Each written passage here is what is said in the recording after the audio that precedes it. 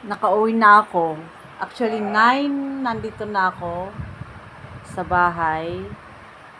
At hindi ako nakapagbayad ng SSS. Gawa ng, tama yung sinabi ng asawa ko, kalilipat ng SSS na Del Monte dati doon. Tapos naging sa Fisher Mall na. Sana may Del Monte din. Kaya pumunta ako doon. Binigyan lang ako ng PRA number. Nagbayang-bayang, magiliw pa kami doon. Kasi Monday, alam mo naman ay ano yan, government agency yan. At ano ba yun? PRA number lang binigay sa akin. Sa bayad center daw ako magbabayad. Tapos, hindi ko na mababayaran yung January 2026 hanggang April. So, ang mababayaran ko lang ay May, June, July, August, September, October, November, December, 8 buwan. Sayang yung ano, kasi magkakabutas na kasi nga quarterly dapat yun. Nagbayad dapat ako ng mga April, ganyan, para pasok yung January hanggang December. Ngayon, wala. So, nag-isip nga ako kung magbabayad pa ako. Parang natamad tuloy ako magbayad. Tinatamad tuloy ako magbayad ng SSS ko, contribution, kasi voluntary ako eh. Total naman, nabayaran ko na ako yung 15 years na akong nagbayad sa SSS. Simula nung nagtatrabaho ako, hanggang nag-voluntary na lang ako kasi 2016 hindi na ako nagtrabaho sa isang company. So, lumipat, nagsarili na ako, employed na. So, nag-voluntary na lang ako. Sayang din kasi yung 4 na buwan, January, February, March. Sayang, nagkabutas tuloy. No, parang tapos ngayon pupunta ako sa SM, sana may bayad center doon. Masayang naman kung hindi ko babayaran. Diba, sabi nga nila, hanggang 60, hanggang kaya mong magbayad ka. Para naman din sa future mo yun. Parang, para sa pagtanda.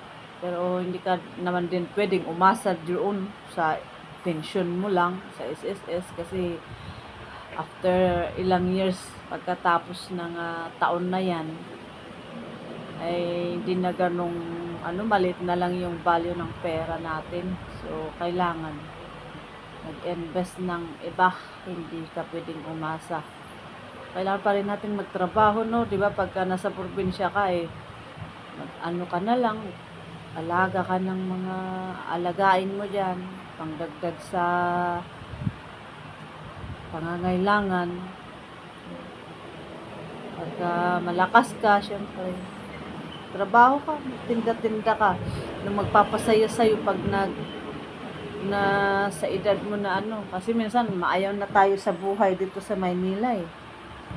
Nakaraang buwan nga lang, parang sawang-sawa na ako sa pagkikipag dito sa Maynila. Pero hindi pwedeng basta-basta kasi may inaalala kang anak mo na nag-aaral dito sa Manila. May asawa ka rin na hindi pa sanay na mag-province life. Nagtrabaho pa siya sa uncle niya. Kaya hindi, kung ako lang, walang problema eh. Kayang-kaya ako kahit saan. Mag-for good ako, kahit anytime, pwede. Pero may anak ako na nag-aaral.